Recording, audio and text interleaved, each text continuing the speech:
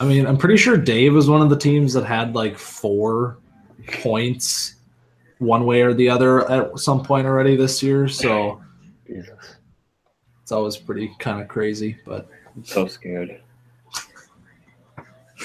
what a ride that was. Couldn't. Oh my God. Oh man. It's getting mad. It's getting mad at Dan. So we were playing COD while that game was going, and he's just like rubbing it. He's just like, "Oh, this is funny. This is funny." And I'm like, "No, it's not. It's not funny, okay? But you did it. All right, ready? Yep. Welcome, everybody. Week 11 edition, 2017, Web.com podcast. I got my main boys with me. I got an A-Brack. Hey. I got a Q Pro. Hey. And we got some wild web action to talk about this week. What a ride. What too much a ride. Much riding. Yeah. This is the part of the season that just makes it all worth it. Seeing people's hearts breaking before our eyes and sweating on Monday nights and screaming in tweets. Yeah, that's the worst part. The worst part of the being in a close game on Monday night is when something happens because your phone just blows up. I'm not even watching the game closely, and Snoo scores a touchdown, and my phone just Snoo! Yeah, right. Why are you talking to me? Stop. All right. So we're getting down to the nitty-gritty now. 3 weeks to play. And there is actually only one clinching scenario up for grabs in Week 12. We'll talk about that a little bit later in the show. But for now, let's hit some Week 11 games, and let's hit the one that everybody was talking about and that we're already talking about because it was the story of the week.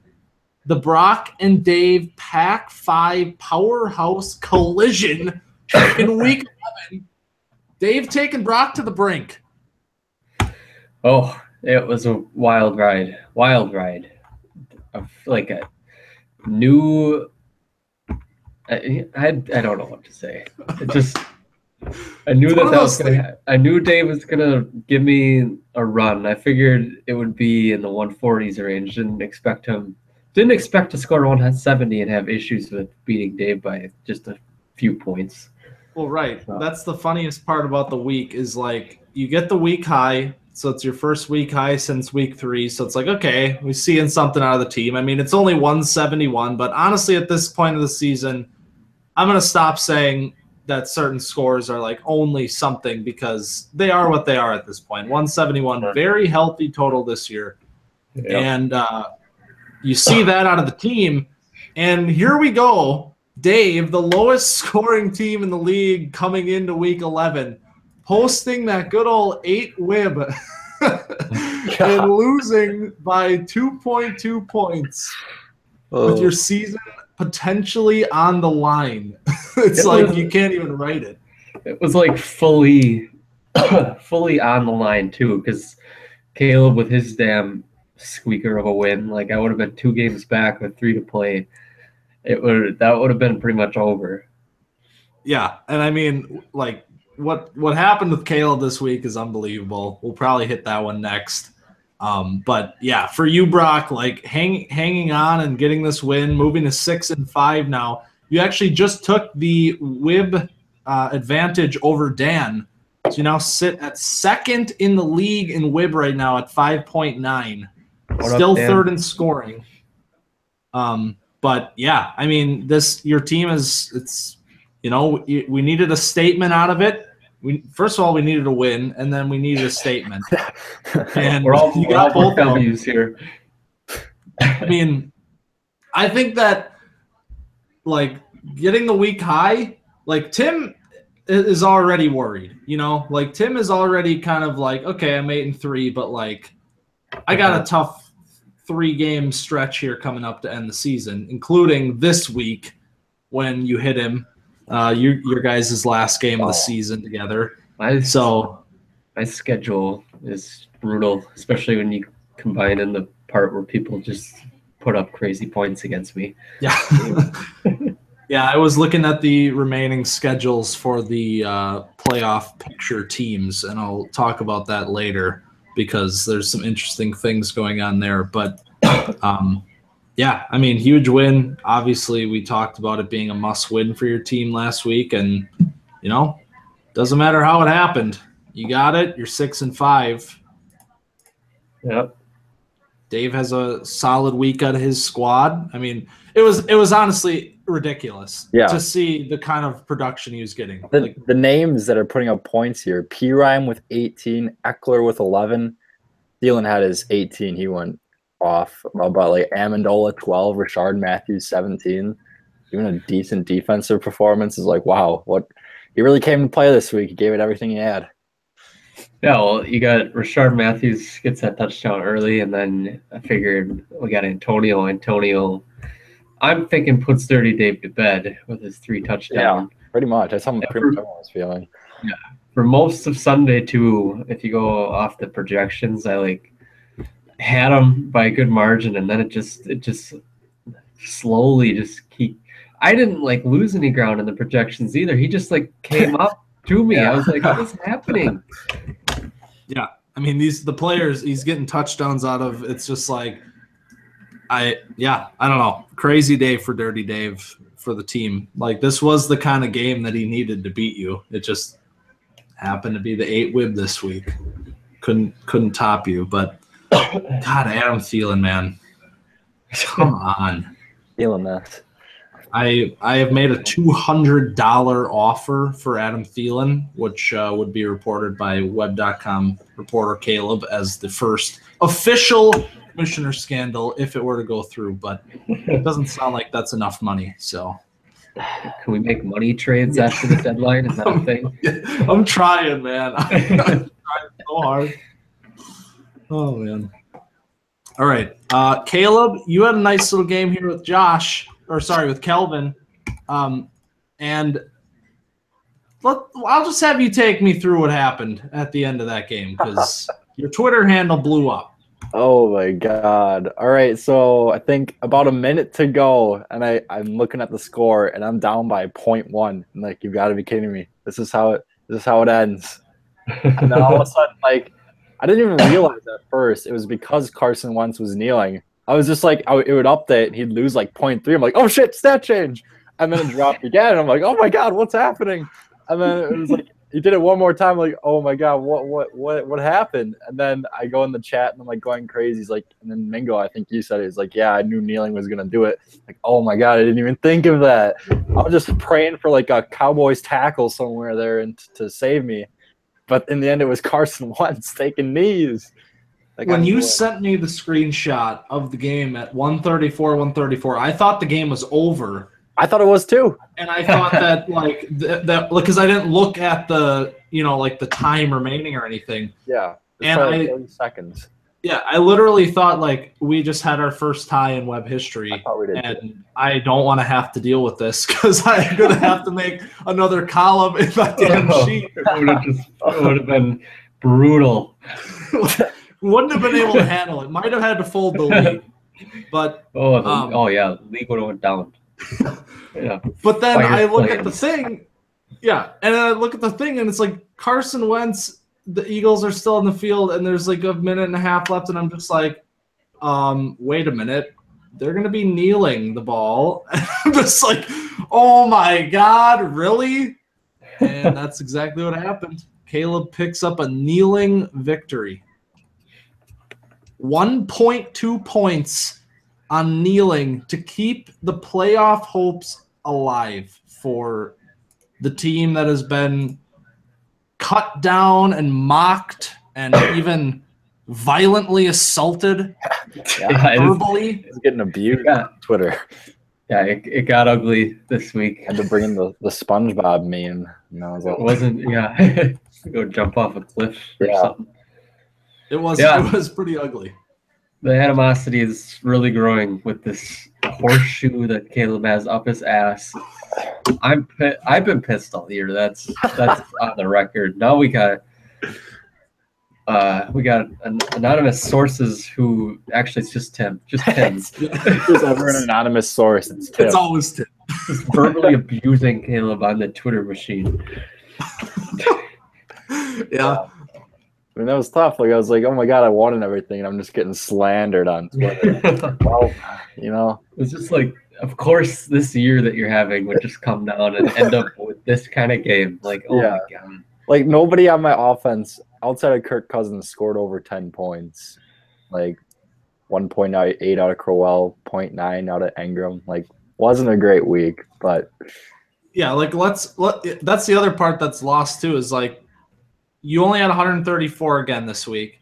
It's like, okay, so Dave has his little explosion, bumps him from last to 8th. Now you're 9th in scoring again, and like 9th in scoring, 7-4, and currently holding a playoff position with a game up on the team that just took the number 2 WIB spot in Webb.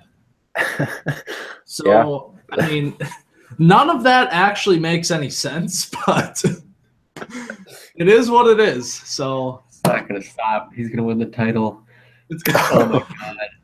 I mean, theoretically, still has a chance at the Pac-5. I mean, Tim's got a tough little schedule coming up, and honestly, with what Caleb's had so far this season in terms of luck, I wouldn't be surprised. But yeah, I mean, tough blow for Kelvin. 1-10.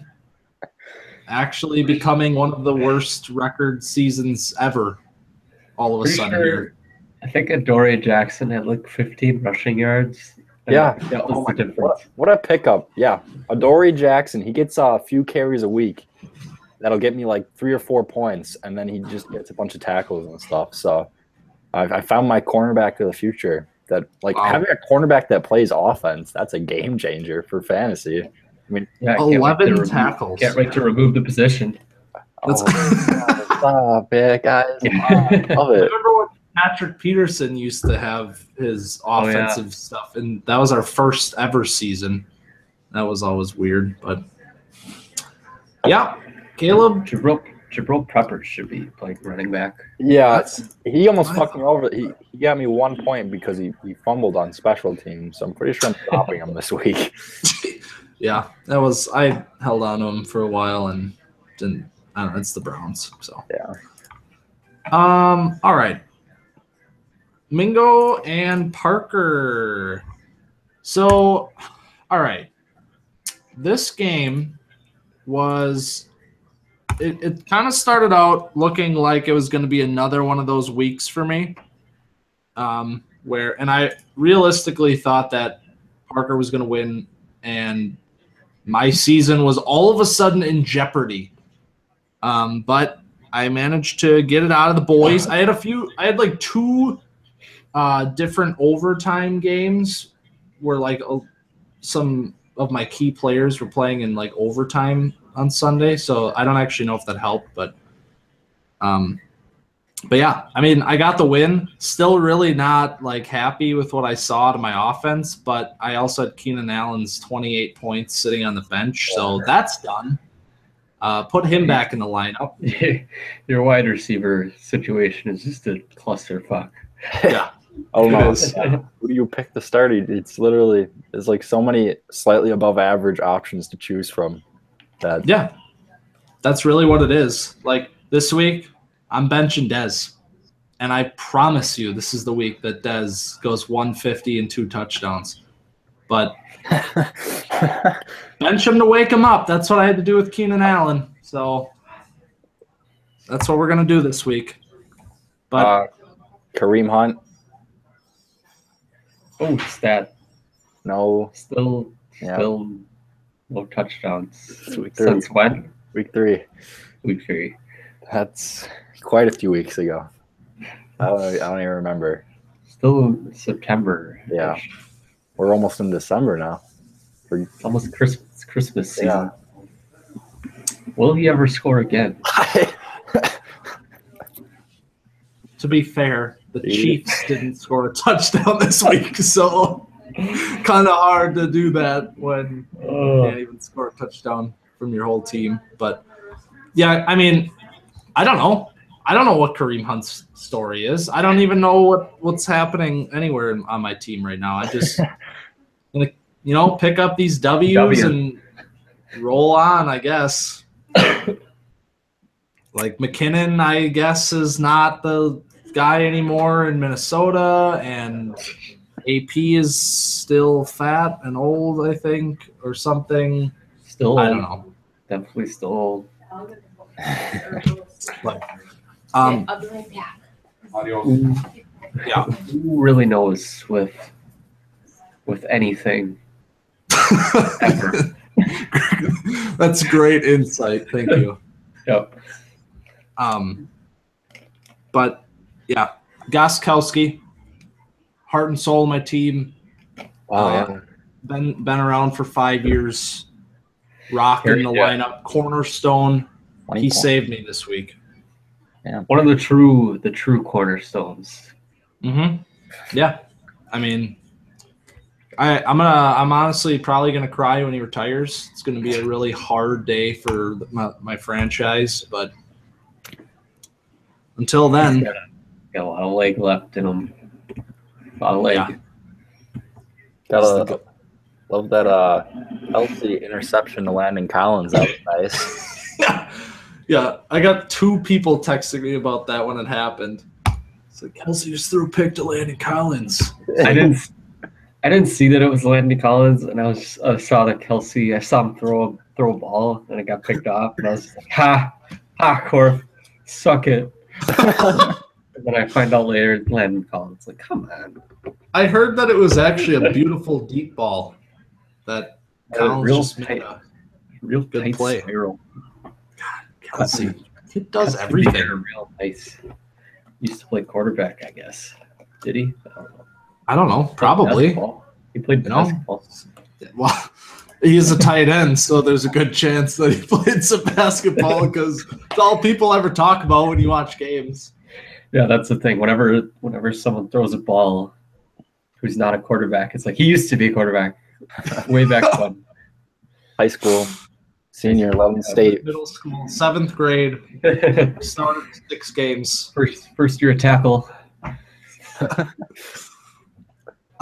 bigger story with this game, though, might be Parker, because Parker, I mean, he's 6-5, still very much in the playoff conversation, but he had a chance this week to really grab it by the nuts, to put it elegantly, and he didn't do it.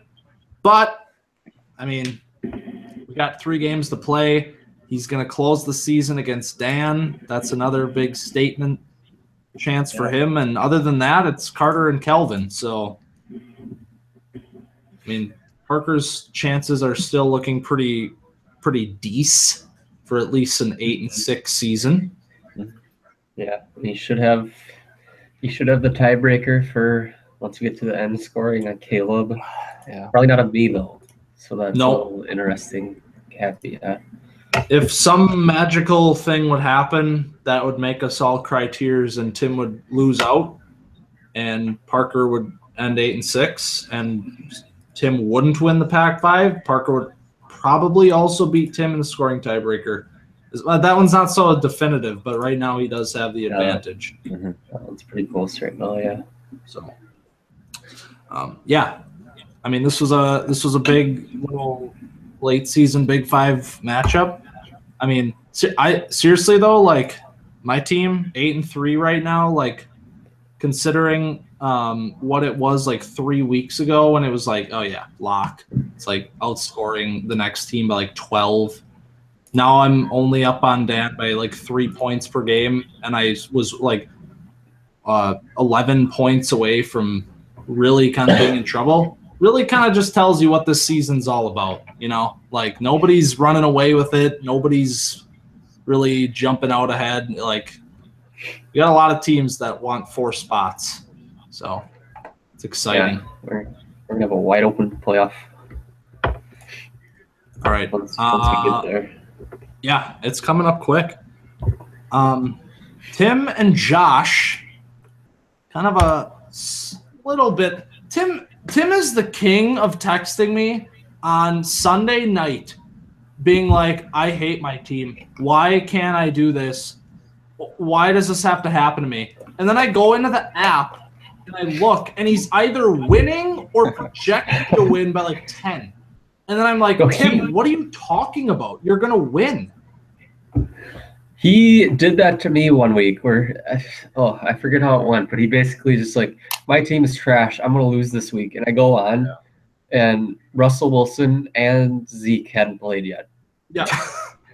Like, what are you, God, Christ, kid. That's literally what it was on Sunday night. Like, Russell Wilson's playing on Monday, and I either had like a slight lead or was slightly behind after Sunday. And I'm just like, why are you – he's like threatening to just like quit the league and all of this stuff. And it's like, dude, you're 8-3. Like, stop. Yeah, their projections were pretty much the same for Monday until like once Russell got that rushing touchdown, it was pretty much over. Mm-hmm. Yeah, I mean, this kid, man, he's having. I kind of blame us a little bit because we've been so ripping rattled all year. Kid's rattled. His footsteps, man. Well, we've been knocking down his team all season, and then you got you coming up behind. Like Caleb's still right there, and yeah, I don't know, but Tim's 8-3. I mean, sole possession of Pac-5. Currently controlling his own destiny. The only team that can potentially clinch in Week 12 with a win and a Caleb loss. Tim would be your Pac-5 champion, barring some scoring miracle by Caleb.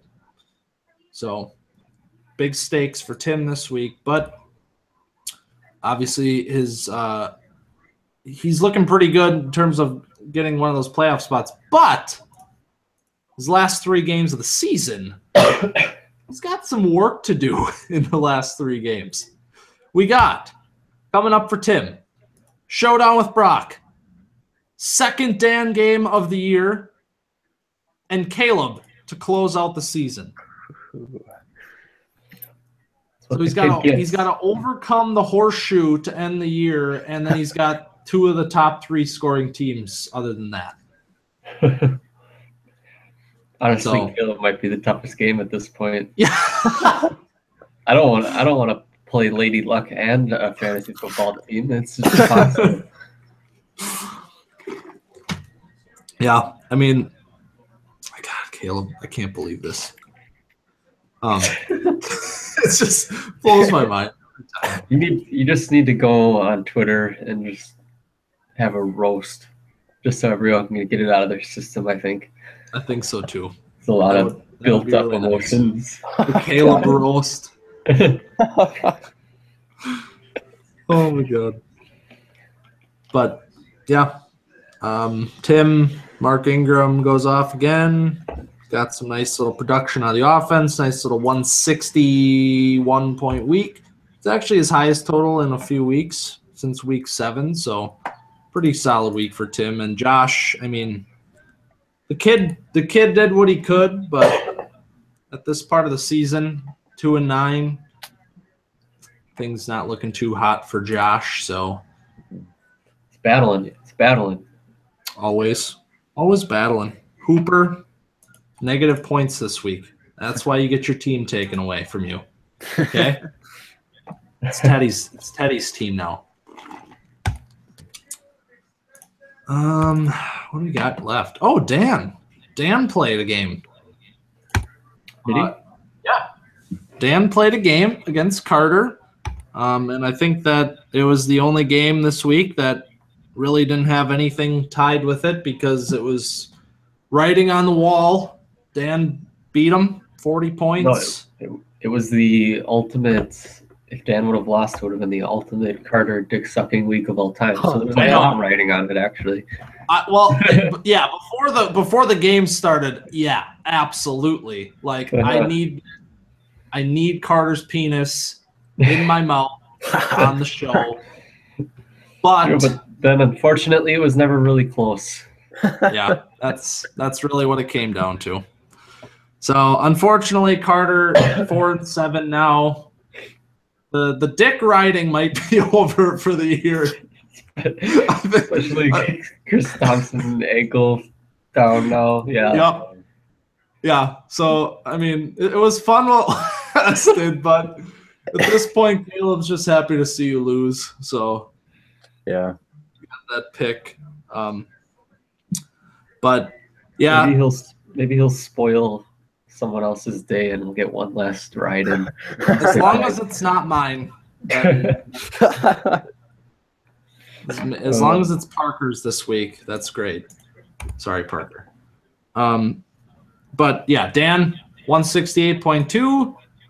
Kids got himself a little 7 WIB this week. Still relinquishes that second place overall in WIB standing to you, Brock. But it's still, I mean, separated by 0.1, very close. He's still got the scoring edge, still looking like one of the best teams in the league. He's won, what is it now? 8 out of the last 9 games. So, I mean, I think that honestly at this point, Dan is looking pretty safe just based on what his team's done pretty consistently over the last good portion of the season here. He just hasn't been able to overtake me in the Big Five yet, so it's still kind of like, well, he's still fighting for a wild card spot. But honestly, at this point, I would kind of almost expect, well, given the games that I have left compared to the games that Dan has left, I don't know if I would say I expect him to win the Big Five, but I mean, I think he'll be right there with me the whole way. So such a toss-up at this point. Yeah, I mean, I don't know. It's like when I played him the other week, like I didn't feel like I was the better team, even though I was. So he's kind of like in everybody's head already as we move into the playoff season. So as per usual, man. Yeah, great team. Only team to make the playoffs every season, and looking to do it again. So, yeah. All right. It's week 11. There's only 3 more weeks left in this season. Can you guys believe that? Wow. Can't believe it at all, man. 3 weeks to play, and then we're playing for a belt. And we got 6 teams right now. 6 teams with a realistic chance at making the playoffs, and really none of them are decided yet. Yeah, I mean, like last year at this time, you could say like Parker is already in the playoffs. Like you don't have that this year. Like there is a realistic chance that I could miss the playoffs, or Dan could miss the playoffs, or Tim could miss the playoffs. Like it's all still possible. So, like I said, though, Tim's the only one that can clinch this week, week 12. We do have some pretty gnarly little games coming up here, week 12. Let's start it off in the Pac-5 this week with a Tim Brock clash. Ooh. One of the marquee matchups of the last portion of the season. Yeah, Brock, you were not able to win the last one. Can you do it? No, and my team, I've been struggling against the other playoff contenders for sure this year. Like all my losses are to either you, Dan, Tim, or Parker, I think. So we're due. My team's been playing playoff games for like the last 2 weeks, so they're firing on all cylinders. Tim down Zeke. I think his team's getting a little complacent. He's an erratic owner, to say the least. I think DW is going to rattle him this week. Get the W. All right. What do you think, Caleb? Yeah, I think I'm gonna go with Fraser Fresh here. I mean, it's been a good season for Tim, but like nothing crazy. And the points against, I'm pretty sure he is. Doesn't he have the lowest points against in the league? He's got to be one of the leaders in that category. Yeah, he is. 1,440 points. You compare that to 1,749 of Josh. The only person even remotely close to him is you, Caleb. At 1469. So, yeah, I think I'll take Brock here. He's been playing playoff games. It's Word. fun. Yeah. Keep it on here. Yeah, Brock, what you just said before was actually correct. You have not lost a game this season unless it was to Korf or me, Parker, Tim, or Dan. So this will be your first big win against a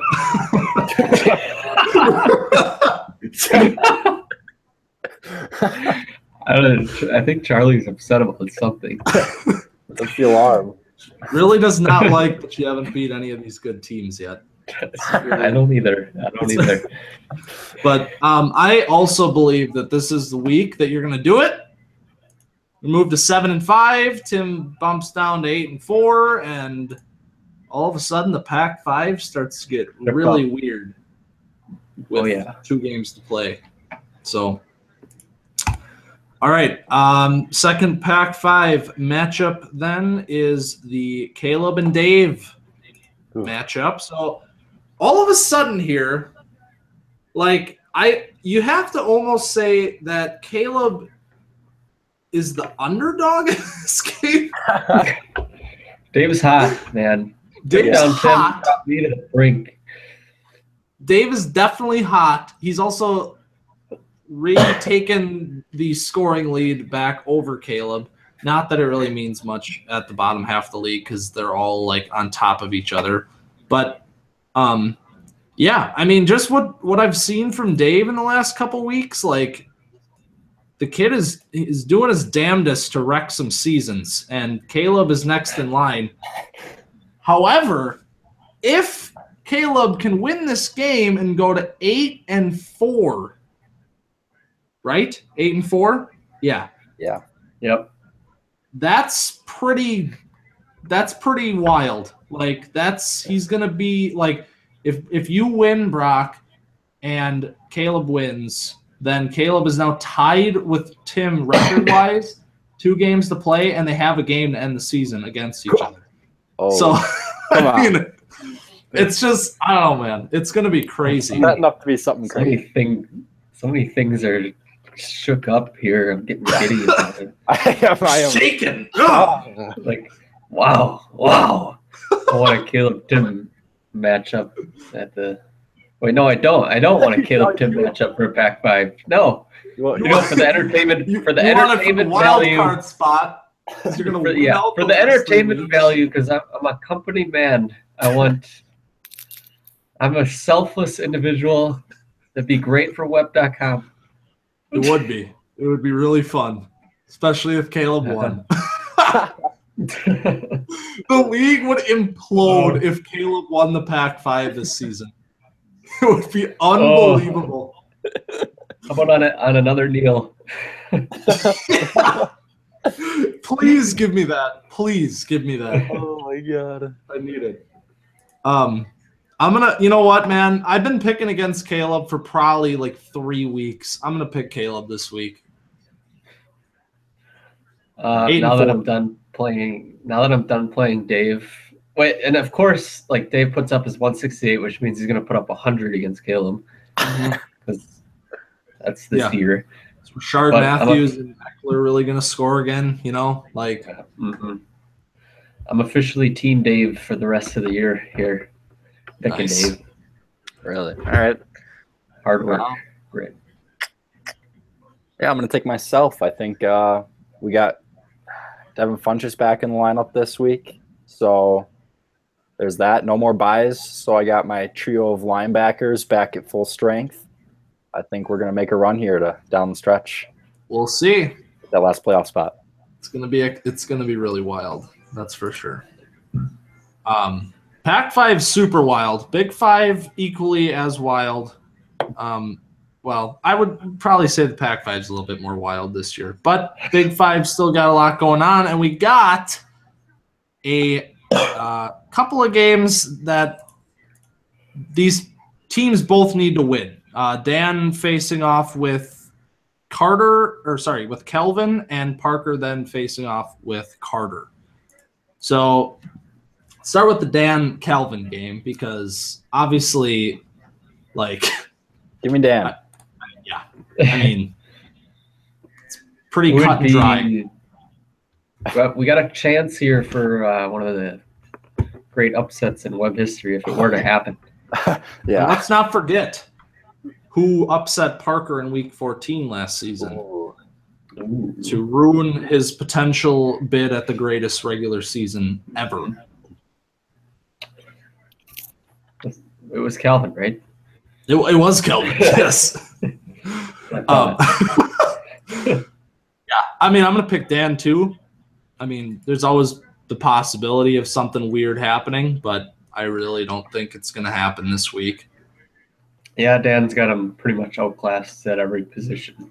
So, yeah. That would be 1-11 for Kelvin. We've never had a team go 1-13 ever. See, 0-14, few 2-12s, no 1-13s. All right, and then Parker and Carter.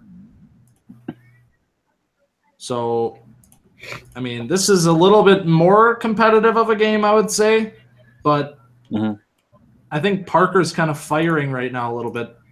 Like he's getting some pretty solid numbers out of his team over the last 4 weeks, and I don't know.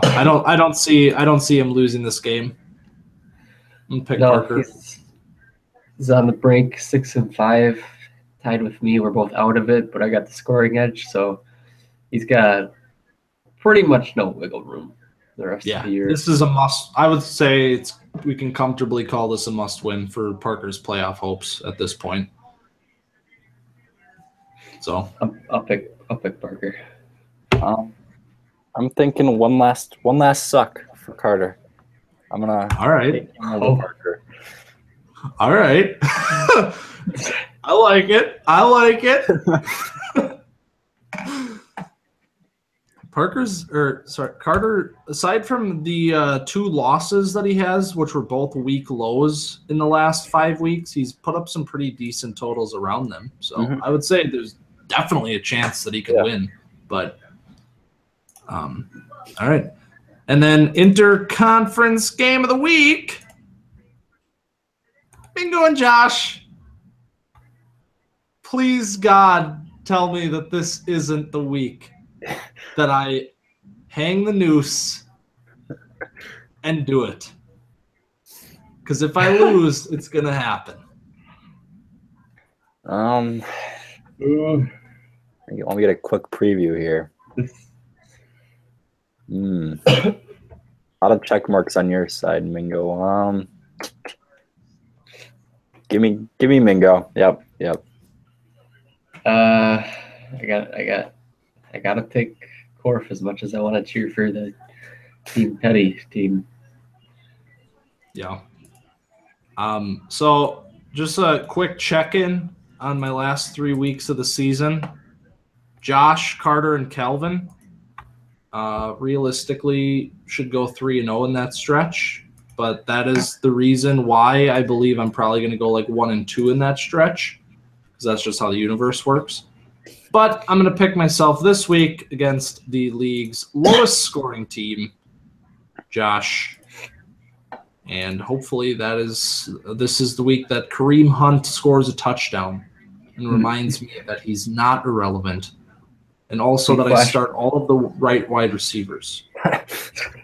If we flash back to week 2, we had Josh put up a 152 spot against this very Corp team. That was a wild week. That was back when Kareem Hunt scored touchdowns. So I guess you just never really know at this point.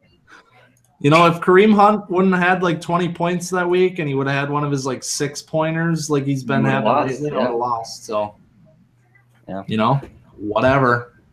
Your list of injured players is just amazingly long. I know. I said that last week. My team has low-key been destroyed. 5 IR players. Yeah. It's been sad. Deshaun Watson was a big one for me because I really felt like I had that quarterback spot really and Stafford's been playing well, but Watson was like 30 points a week kind of guy. That same production on a Will Fuller, and now that's gone. That was the other part of it. Yeah. But all right, guys. Well, damn. This is going to be a crazy week 12. I think this week was already an indication of the kind of hold on to your chairs. Is that an expression? Hold on to your seats. Hold on to your butts. Hold on to your butts. Grab your butts because it's going to be a wild finish to the season. And honestly, when we do this thing again next week, we might not have any answers. We could have 2 games to play, and it could be like, well, I don't know what's happening. And that's what makes it fun. Oh yeah, gonna be crazy. Yeah, it is. Any final thoughts from the boys? I just want to wish everyone a happy Thanksgiving. Wow. Yeah, from the guys at Web.com and the podcast, from our family to yours. From our table to your table. Have a blessed Thanksgiving. Cue the music. I don't know. That was a beautiful ending. You end it right. That was nice. Yeah, we'll end it on that. I'll end it with some gospel song. Yes. Yeah, dude. Oh my God. Yes. Yeah, so perfect. I didn't even know right now.